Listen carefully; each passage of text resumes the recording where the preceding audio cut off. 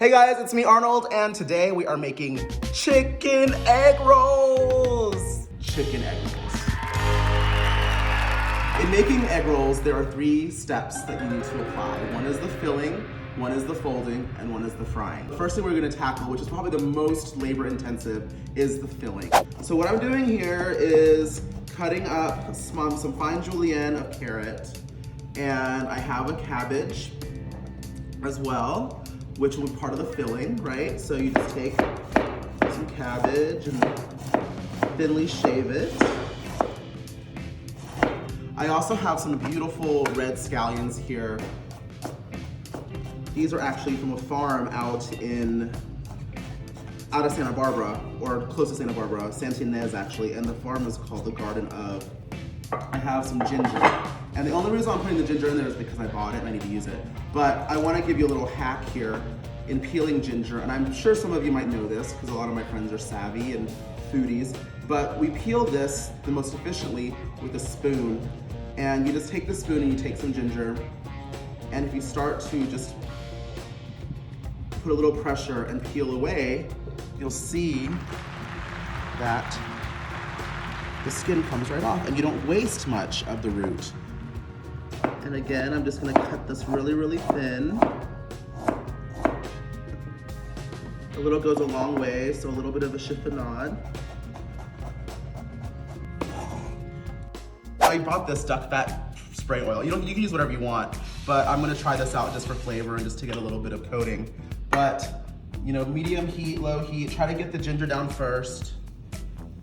That way it cooks out a little bit. And really all I'm doing here is just trying to get a little bit of moisture out of the vegetables so when we fry them, they don't pop. Something else that I like to put into the egg rolls for texture is something my mom always did, and she added these mung bean or soybean thread noodles, cellophane noodles, glass noodles, and they're so easy to cook. I have them soaking in here in some warm water, and I had it on a low heat. I brought it to a high heat. I turned the heat off, and I just have them soaking. And as you can see, this is about 4 packs. They're kind of see-through. They also absorb a lot of good flavor. I have the soybean thread noodles, cellophane noodles, glass noodles, these noodles, mung bean noodles, however you want to call it. I have them on the bottom cooled. I have my chicken pulled, and I have my vegetables sauteed lightly. Now look at this. I didn't get much color. I didn't cook it to death. They're still nice and vibrant. There's still a crunch to it. I just wanted to get a little bit of moisture out. And I still want to have that nice bite, you know?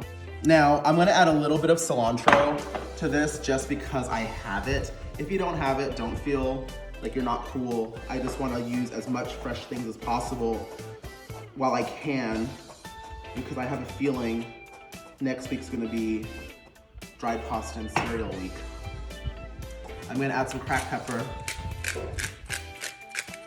If you have white pepper, I like that as well, especially in Chinese or Asian cooking. It's very predominant. If you don't know it is. It's there and it's very nice and fragrant. A little bit of sesame oil will go a long way. And then this is soy sauce.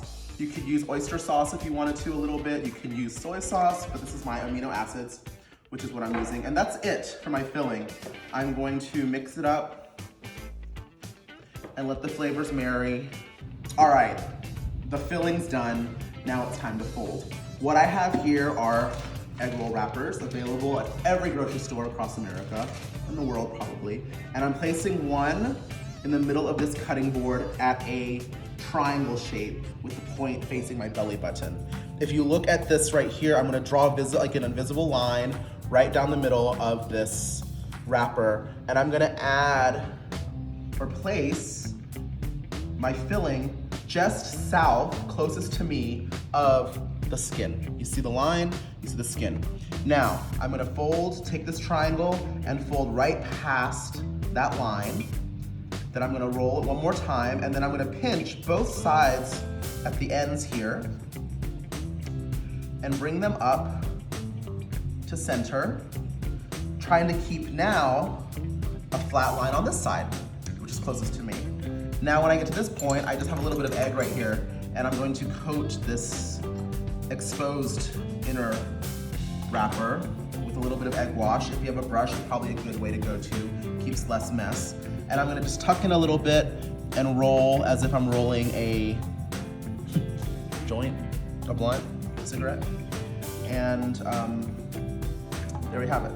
You know, it doesn't really matter what size or how big or how much filling you want to put in there. Just make sure that when you get to the edges, that it's all sealed and there's no exposure into the filling, because when you drop it in the oil, you don't want to risk burning your dinner guest or burning your friends. So here we have it, we're done. I'm gonna go fry them now. Look, so nice, right? Oh, I'm making do with what this kitchen has to offer. So we have our grilling tools to use in lieu of a spider. And right now I have the oil on a medium to high heat. It took about 15 minutes to fry, and I'm gonna fry these to golden brown. Now, keep in mind, everything inside is already cooked. So all you really wanna do is crisp them up on the outside. You don't have to worry about things being raw or somebody getting sick. And once you fry them to the color you want, if you wanna keep them warm, just throw them in the oven. 200 degrees, 300 degrees, until you're ready to eat it. All right, got it? This is my tester egg roll, and I did this intentionally because I wanted to make sure the oil was hot enough. And it's okay, it's still a little, not fully fried the way I want it to be, but that's okay. And this actually reminds me, at the restaurant, we par fry our egg rolls. So we actually do this ahead of time, and we store them like this until you order them. Then when it gets time to order, we just crisp them up really quickly again. So this actually is nice, you know, just to have. You can actually freeze them like this, bring them back out again. But for today's application, I want this to get a little hotter, then I'll drop them in. And I'll probably drop in about 5 at a time, because I don't want to crowd the oil, because it'll make the temperature drop. And I also want them to swim around so they get nicely evenly fried. Since we've got a lot of time on our hands, these are fun to make.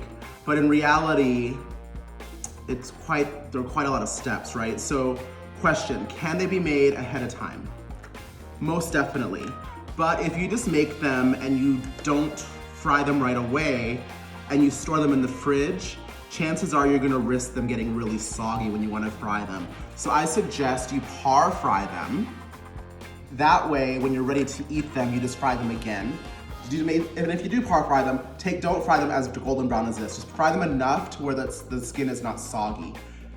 Reintroduce it to the oil when you're ready to eat them. So this is my beautiful tower of chicken egg rolls. That is just enough snack for a party of two.